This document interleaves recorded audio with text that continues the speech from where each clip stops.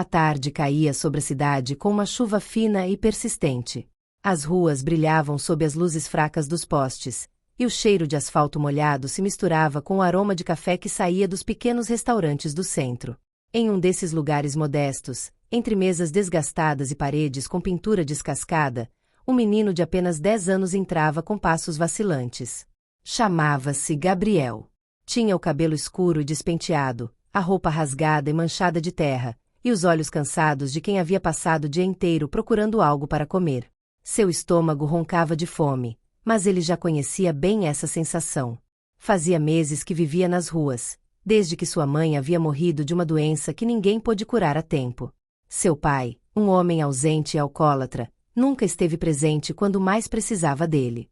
Gabriel sentou-se perto da porta do restaurante, encolhido em seu canto, observando os clientes com a esperança de que alguém deixasse sobras no prato.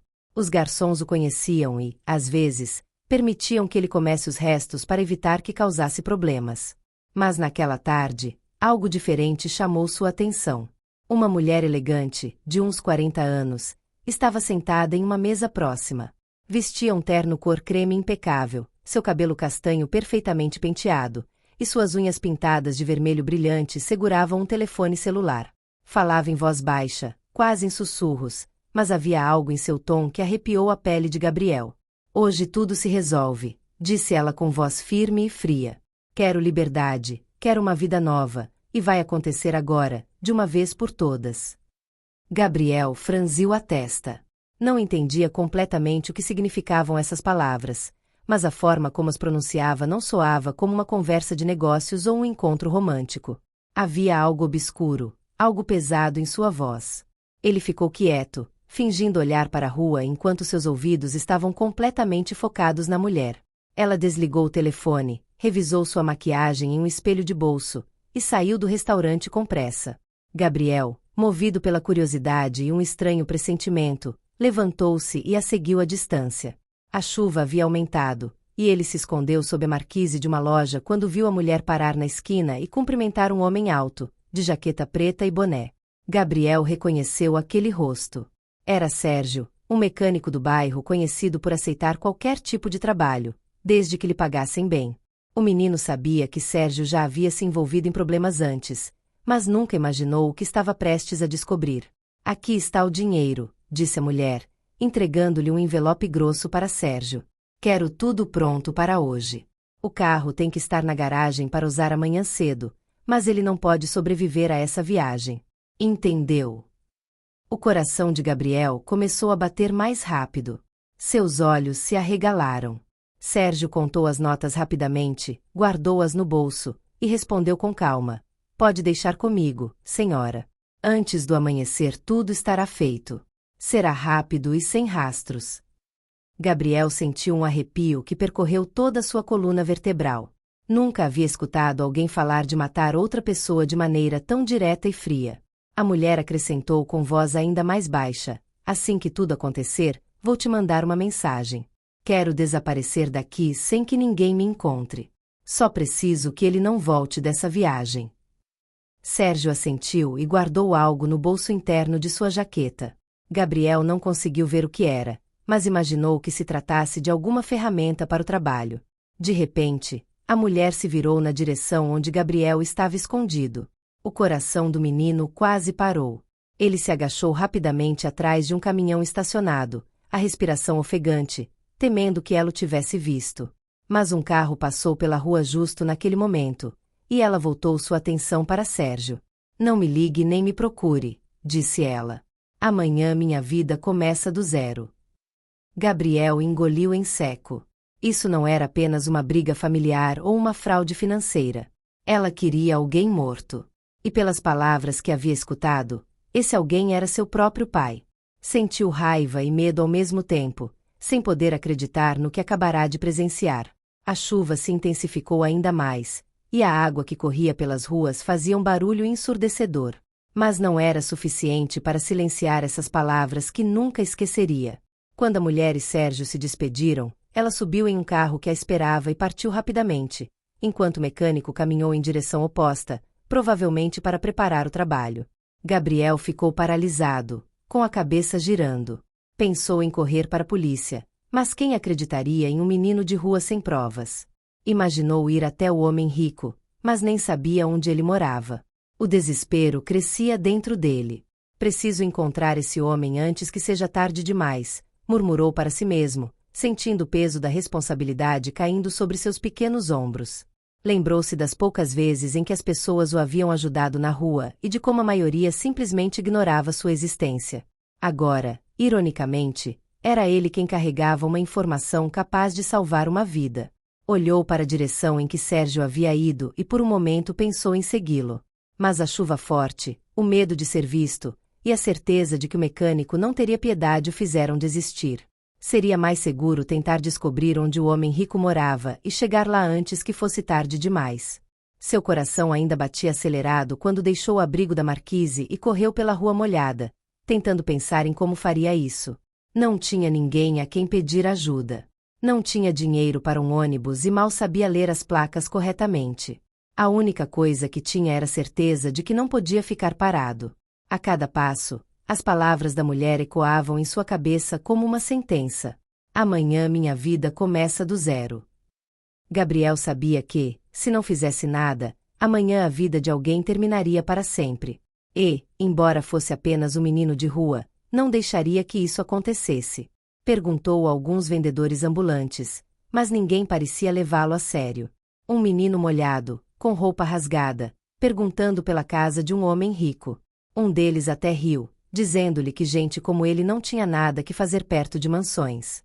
Gabriel continuou caminhando, ignorando o cansaço, tentando decifrar as placas das ruas, embora soubesse que lia mal e que muitas vezes se confundia. Quando viu um caminhão velho estacionado, correu até o motorista e pediu uma carona.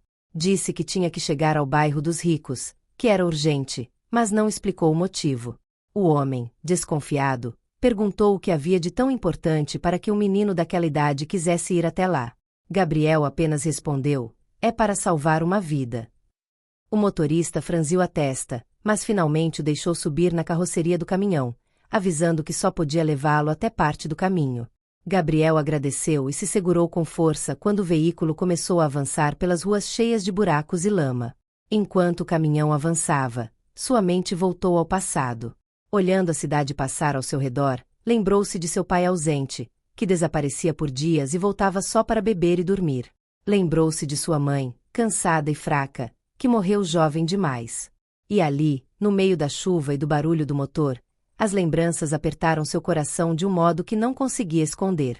Se meu pai tivesse escutado quando eu disse que minha mãe estava piorando, talvez ela não tivesse morrido tão cedo, murmurou, enxugando a água do rosto. Ninguém escuta um menino pobre. Ninguém nunca acha que a gente sabe de algo importante. O caminhão parou em um cruzamento e o motorista disse que dali em diante teria que seguir sozinho. Gabriel agradeceu e continuou a pé, perguntando por informações nas calçadas. Muitos o ignoravam. Alguns simplesmente diziam que não sabiam nada. Uma senhora com guarda-chuva lhe disse que talvez fosse na direção de uma avenida longa, e ele seguiu por ali, mas acabou se perdendo e chegando em outro bairro. Sentou-se debaixo de uma árvore, encharcado, tremendo, e por um instante pensou em desistir. Olhou para o céu cinza e murmurou baixinho: se minha mãe estivesse viva, ela diria para eu não me meter nisso. Mas ela também dizia que a vida de alguém vale mais que o medo da gente. Respirou fundo e se levantou, decidido a voltar alguns quarteirões até encontrar alguém que soubesse o endereço correto. Foi então que uma vendedora de milho cozido apontou para longe e disse que havia um condomínio de luxo a alguns quilômetros dali. Gabriel agradeceu e começou a caminhar naquela direção, embora seus pés doessem e a fome apertasse cada vez mais. A cada passo, a preocupação crescia, porque sabia que a mulher provavelmente já estava em casa fingindo normalidade e que o mecânico Sérgio podia agir a qualquer momento. Esse homem não pode morrer sem saber a verdade, repetiu para si mesmo, o coração acelerado. Já sei como é perder alguém assim, sem aviso, sem chance de fazer nada. Não posso deixar que isso aconteça de novo. Finalmente, depois de muito esforço, avistou os muros altos e os portões iluminados do condomínio. Era enorme, cheio de câmeras e segurança circulando. Gabriel parou, sentindo-se pequeno diante de tudo aquilo. Viu carros caros entrando e saindo, Ouviu as vozes dos vigilantes conversando, e por um momento teve medo de não conseguir. Aproximou-se devagar, mas logo um dos seguranças o empurrou, mandando que fosse embora dali. Escondeu-se atrás de uma árvore e observou os movimentos. Percebeu que havia caminhonetes de entrega que passavam pelos portões, que os vigilantes tinham horários de troca e que às vezes ficavam distraídos por alguns segundos. Esperou, molhado e com frio, analisando tudo. A cada minuto, a urgência apertava mais seu peito. Será que vou conseguir? Murmurou, olhando para as luzes lá dentro. E se me pegarem antes de avisar o homem? E se já for tarde demais? Quase meia hora depois, uma caminhonete saiu do condomínio abrindo o portão por alguns segundos. Gabriel correu pelo lado oposto, rastejando por um buraco na cerca lateral que havia visto antes. Caiu na grama interna, sujo de lama, e ficou ali parado, com o coração batendo forte, rezando para que ninguém o tivesse visto. À sua frente, as mansões enormes brilhavam com luzes fortes e jardins bem cuidados. Não sabia qual era a do homem rico, mas pelo menos agora estava dentro. Mãe, me ajuda a encontrar a casa certa, murmurou, agachando-se, sentindo as pernas tremerem. Respirou fundo e começou a avançar pelas sombras, decidido a encontrar o homem e contar tudo o que sabia, antes que fosse tarde demais. Dentro da mansão, Roberto estava sentado na sala de estar, os olhos cansados depois de um dia longo, enquanto Clarice, sua filha, falava com uma doçura ensaiada, escolhendo cada palavra como se estivesse oferecendo carinho, quando, na realidade, escondia intenções que só ela conhecia. Pai, você anda muito tenso, preocupado com coisas que não deveria. Talvez seja bom fazer essa viagem amanhã bem cedo, sozinho, para esfriar a cabeça e pensar na vida sem tanta pressão, disse ela com um sorriso quase convincente. Roberto bebeu um gole de café, assentiu devagar e respondeu que talvez fosse realmente uma boa ideia, já que precisava de um tempo para colocar os pensamentos em ordem. Clarice continuou insistindo, elogiando sua coragem, sua capacidade de tomar decisões, como se quisesse convencer de qualquer jeito que aquela saída era necessária. Enquanto isso, do lado de fora, Gabriel chegava ao fim da corrida mais difícil de sua vida. Estava encharcado, com as pernas tremendo e o peito doendo como se fosse explodir, mas não pensava em descanso. Chegou à porta da mansão e começou a bater com força, gritando para ser atendido. Ninguém apareceu. A música dentro da casa estava alta e ele percebeu que ninguém ia ouvi-lo assim. Bateu de novo, gritou mais alto. Mas nada. O pânico começou a tomar conta dele, porque sabia que cada minuto perdido era perigoso. Abre essa porta, pelo amor de Deus. É importante, murmurava para si mesmo, sentindo o desespero crescer. Mas do outro lado, tudo continuava igual. Foi então que pegou uma pedra no jardim, sem pensar duas vezes, a arremessou contra a grande janela da frente.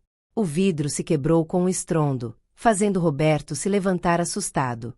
O que está acontecendo aqui? Perguntou irritado, caminhando para fora. Gabriel tentou falar, mas as palavras saíam atropeladas entre a respiração ofegante e o nervosismo. Senhor, o carro, cortaram os freios, sua filha, ela pagou, o homem, o mecânico. Vai acontecer uma tragédia se não me escutar agora. Roberto franziu a testa, tentando entender aquela avalanche de informações. Antes que pudesse perguntar qualquer coisa, Clarice saiu logo atrás, fingindo surpresa e preocupação. Pai, esse menino está mentindo. Olha o estado dele. É só mais um querendo dinheiro fácil, inventando histórias para assustar o senhor. Não dê ouvidos, disse com voz calma, quase carinhosa, mas firme o suficiente para tentar controlar a situação. Roberto olhou para a filha e depois para Gabriel, que continuava tentando explicar. Eu a ouvi pagando o homem para cortar os freios do carro para amanhã. Foi no beco perto do restaurante.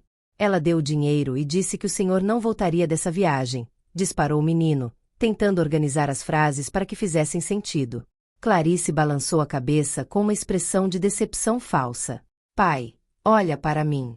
Vai acreditar no menino sujo que aparece aqui quebrando janelas e inventando absurdos? Isso é coisa de gente querendo causar confusão, disse, aproximando-se do pai, tocando-lhe o ombro como se buscasse conforto. Roberto sentiu o peso daquela decisão. De um lado, o menino ofegante e desesperado. Do outro, a própria filha negando tudo com voz serena. Por um instante, pareceu inclinado a acreditar na filha, até que um vizinho entrou pelo portão reclamando do barulho. Roberto, o que está acontecendo aqui? Tem vidro quebrado. Isso é um condomínio familiar. Não pode virar uma bagunça assim, disse o homem, olhando com desaprovação para Gabriel.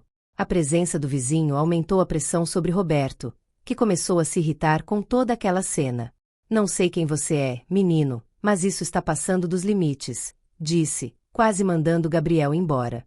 Mas antes que pudesse tomar qualquer decisão, o menino começou a falar rápido, dizendo detalhes que ninguém mais além dele poderia saber. Eu ouvi tudo, senhor. Foi às 4 da tarde, atrás do restaurante da esquina. Ela entregou um envelope pro homem chamado Sérgio. Eu estava escondido atrás de um caminhão. Disse que ia cortar os freios para amanhã cedo. Ela respondeu que ia mandar mensagem quando fizesse. Foi exatamente isso que eu ouvi. Roberto olhou para a filha, surpreso. Clarice tentou manter a calma, mas seu rosto ficou rígido por um instante, rápido demais para passar despercebido. Pai, isso é ridículo. Claro que ele está inventando, disse, cruzando os braços. Mas Roberto já não estava tão certo disso. Começou a pensar na possibilidade de que o menino estivesse dizendo a verdade, e isso deixou desconfortável. Foi então que o segurança da casa apareceu, chamando Roberto para o lado e dizendo em voz baixa que havia encontrado marcas estranhas perto da garagem, como se alguém tivesse mexido no carro recentemente. Roberto gelou naquele mesmo momento. Quem esteve aqui? Perguntou. E o segurança explicou que alguns vizinhos viram um homem entrando rapidamente e saindo minutos depois, provavelmente o tal mecânico, mas não havia nenhum sinal de arrombamento, e parecia como se alguém tivesse permitido que ele entrasse na casa. Por isso o segurança não notou sua presença. Gabriel aproveitou para reforçar o que dizia. Eu avisei, senhor. Ele já esteve aqui, já fez algo no carro. Não dá mais para perder tempo. Roberto sentiu o chão desaparecer por um instante. Olhou para a filha, que tentava manter a expressão neutra, mas já não tinha a mesma firmeza. Olhou para o menino, com o coração disparado, percebendo que talvez tivesse demorado demais para acreditar nele. Naquele momento, a primeira sensação de perigo real tomou conta da casa. Se o menino estivesse certo, talvez já não houvesse mais nada a fazer. E Roberto, sentindo um arrepio na coluna, entendeu que a verdade podia ter chegado tarde demais. Roberto saiu da sala sem dizer nada, o rosto tenso, e chamou o segurança para ir com ele até a garagem. Gabriel, ainda ofegante, acompanhou os dois, sentindo o coração disparado. A chuva havia parado, mas o chão ainda estava úmido e refletia as luzes da casa. Roberto ordenou ao segurança ligar o carro, enquanto ele ficava ao lado observando. O motor ligou normalmente, mas assim que o homem tirou o pé do freio, o veículo começou a deslizar rapidamente, sem nenhum controle. Roberto gritou para que desligasse o motor, e por sorte, o segurança conseguiu frear as rodas com a marcha antes que o carro chegasse ao portão. O silêncio que se seguiu foi pesado, todos parados olhando para o carro, que segundos antes quase havia se tornado uma arma mortal. Roberto respirou fundo, virou-se para Gabriel e perguntou como ele sabia de tudo aquilo.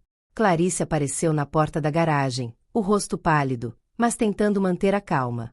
Pai, isso não faz sentido nenhum, disse, colocando a mão no peito como se estivesse chocada.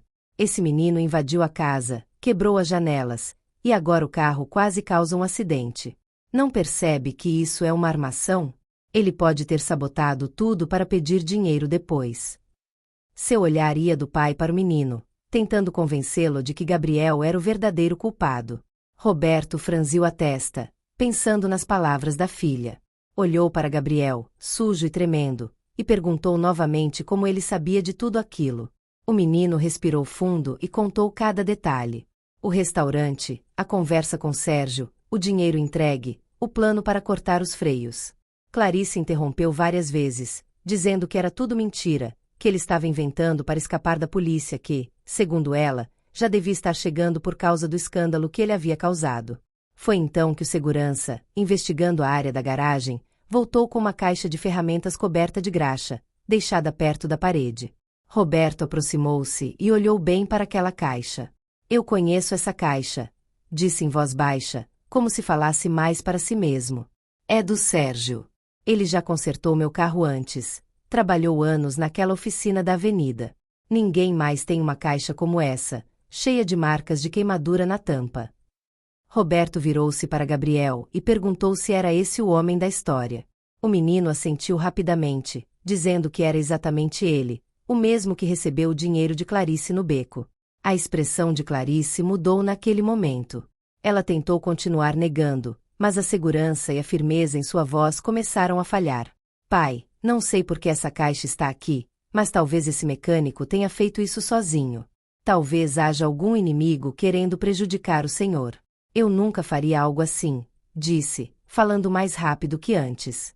Roberto olhou para ela fixamente, sem dizer nada. O som de sirenes começou a se aproximar e as luzes azuis iluminaram a fachada da mansão segundos depois. A polícia entrou pelo portão, chamada pelos vizinhos, que haviam escutado o barulho da janela quebrada e a confusão na garagem. Os agentes começaram a fazer perguntas e Clarice, em uma tentativa desesperada de controlar a situação, acusou Gabriel novamente. Esse menino invadiu a casa.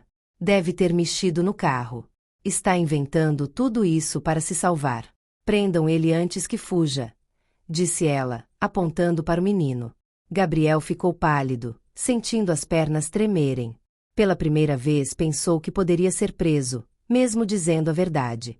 O coração parecia querer sair pela boca, enquanto os policiais olhavam para ele e para a confusão ao redor. Foi quando Roberto, ainda sério, deu um passo à frente.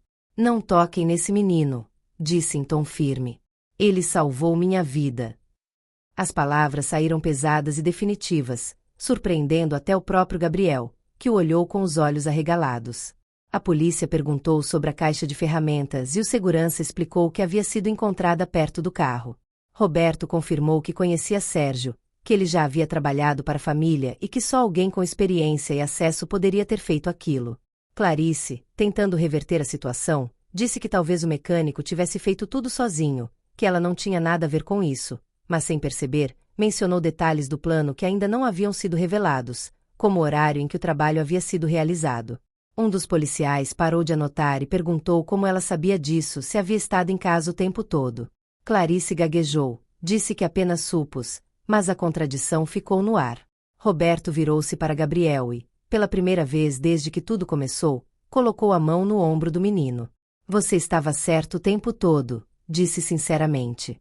Se não fosse você, talvez eu não estivesse vivo agora. Gabriel respirou fundo, sentindo as lágrimas quase virem, mas assegurou. Pela primeira vez em muito tempo alguém acreditava nele, alguém via valor no que dizia. A polícia continuou fazendo perguntas, mas Roberto não deixou que ninguém se aproximasse de Gabriel.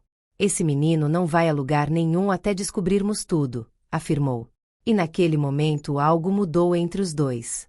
Já não eram apenas um magnata e um menino de rua. Era um homem vivo graças à coragem de um menino em quem ninguém acreditava, e um menino finalmente visto e defendido por alguém. Uma conexão que começava ali, no meio do caos, e que mudaria a vida de ambos para sempre. No dia seguinte, a casa de Roberto parecia outra. Havia policiais circulando, um advogado da família reunindo documentos, e Roberto sentado sozinho na sala, o rosto abatido como alguém que havia envelhecido 10 anos em apenas uma noite. Não falava muito, mas o olhar perdido mostrava que nada do que estava acontecendo era fácil de aceitar. Clarice, a filha em quem confiara a vida toda, estava envolvida em um plano para matá-lo, e isso doía mais que o perigo em si. Quando o telefone dela tocou, um policial atendeu rapidamente, já seguindo o plano de fingir ser a própria Clarice para atrair Sérgio. Do outro lado, a voz dele soava apressada, exigindo mais dinheiro para fugir da cidade antes que fosse capturado. O policial fingiu irritação como se fosse a filha de Roberto e disse que pagaria, mas só se encontrassem pessoalmente.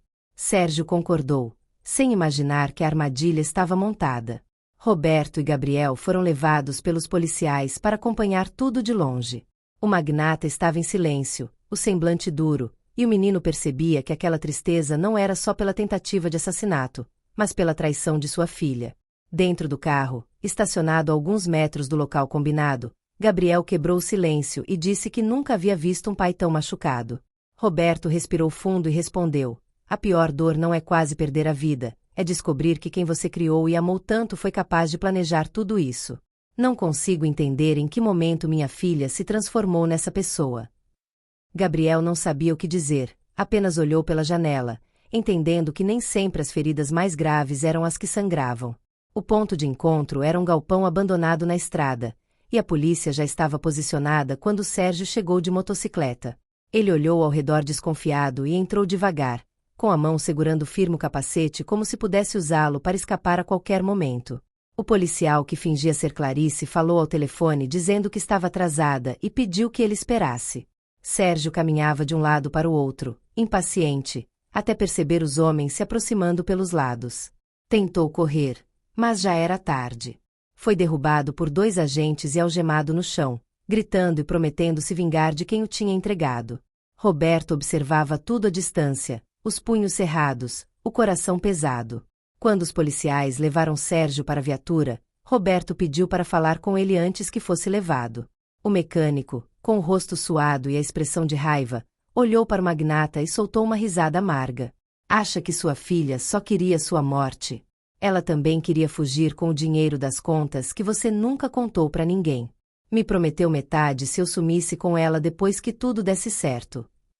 Roberto sentiu o chão desaparecer por um instante. Contas secretas. Nunca havia comentado nada sobre isso com sua filha, e agora ouvia que ela sabia e já tinha um plano para roubar o que não lhe pertencia. Um dos advogados da família, que estava acompanhando a operação, franziu a testa e disse que deveria investigar, porque talvez houvesse movimentações financeiras que Roberto desconhecia. O magnata passou a mão pelo rosto, exausto. Já não sei de nada. Não sei quem é minha própria filha, disse em voz baixa, como se falasse para si mesmo. Gabriel, parado ao lado, ficou em silêncio. Ele nunca havia tido família de verdade, mas sabia que aquela dor era maior que qualquer fome que já havia sentido na vida. Com Sérgio preso e levado para a delegacia, a polícia começou a reunir provas das acusações. Roberto voltou para casa sem dizer quase nada. Apenas agradeceu aos policiais pelo trabalho e pediu ao advogado que cuidasse da parte legal. Quando a noite caiu, a mansão estava mais silenciosa que nunca. Gabriel olhava tudo com atenção, ainda sem acreditar que estava ali.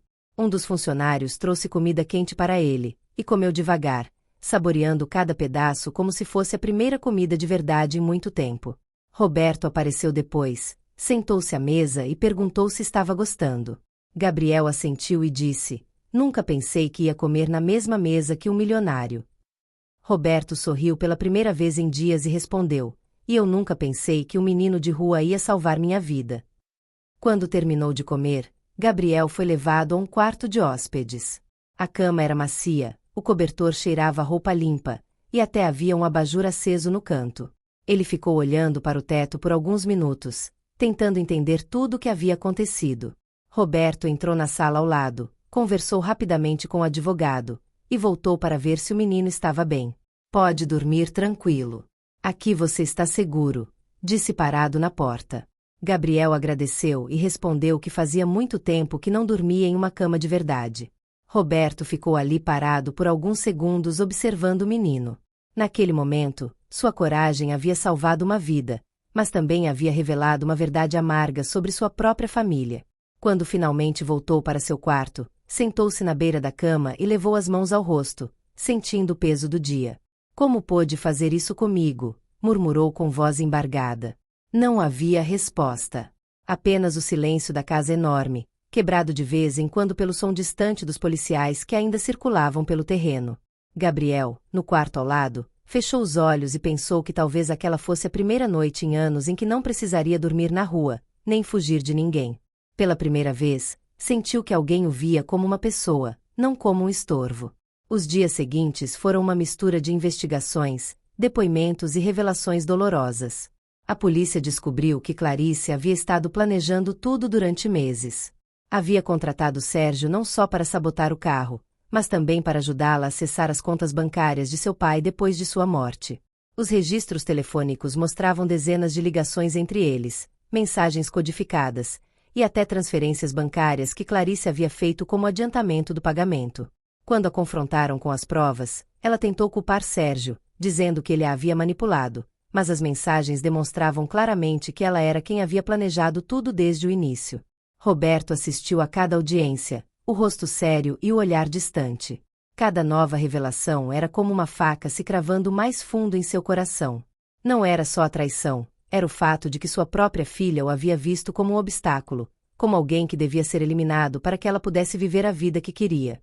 Gabriel o acompanhava às vezes, sentado em silêncio nas salas de espera, observando como aquele homem que parecia ter tudo na realidade havia perdido o mais importante, a confiança em sua família. Uma tarde, depois de uma audiência particularmente difícil, Roberto convidou Gabriel para dar um passeio pelo parque. Sentaram-se em um banco sob uma árvore grande, e o magnata falou pela primeira vez sobre o que sentia. Sabe, Gabriel, toda a minha vida trabalhei para dar o melhor para minha filha. Dei educação, luxos, oportunidades que eu nunca tive. E pensei que com isso seria suficiente.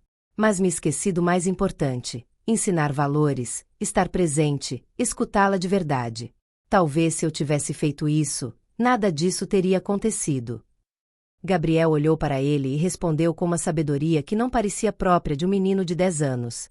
Minha mãe sempre dizia que o amor não está no que você dá, mas em como você está presente. O Senhor não tem culpa do que ela fez, seu Roberto. Cada pessoa escolhe seu caminho. Roberto olhou para ele com os olhos úmidos e assentiu. Você é mais sábio que muitos adultos que conheço, garoto. Semanas depois, o julgamento terminou. Clarice foi condenada por tentativa de homicídio e conspiração para cometer fraude. Sérgio recebeu uma sentença ainda mais longa por ser o executor do plano. Durante o veredito, Clarice olhou para seu pai uma última vez antes de ser levada, mas Roberto não sustentou o olhar. Aquele capítulo de sua vida havia terminado da forma mais dolorosa possível. Naquela mesma noite, de volta à mansão, Roberto chamou Gabriel para seu escritório. O menino entrou nervoso, sem saber o que esperar. Gabriel, tenho algo para te propor, começou Roberto, sua voz mais firme que nas últimas semanas. Quero que você fique aqui, que mora comigo. Não como um hóspede, mas como parte desta família. Quero te dar a educação que você merece, as oportunidades que nunca teve, e acima de tudo, quero que você tenha um lar de verdade. Gabriel ficou sem palavras. As lágrimas que havia estado segurando durante semanas finalmente começaram a rolar por suas bochechas. De verdade, seu Roberto. Não é só porque eu salvei sua vida. Roberto se ajoelhou na frente dele e colocou as mãos em seus ombros. É porque você é corajoso, honesto e bom. Qualidades que minha própria filha nunca teve.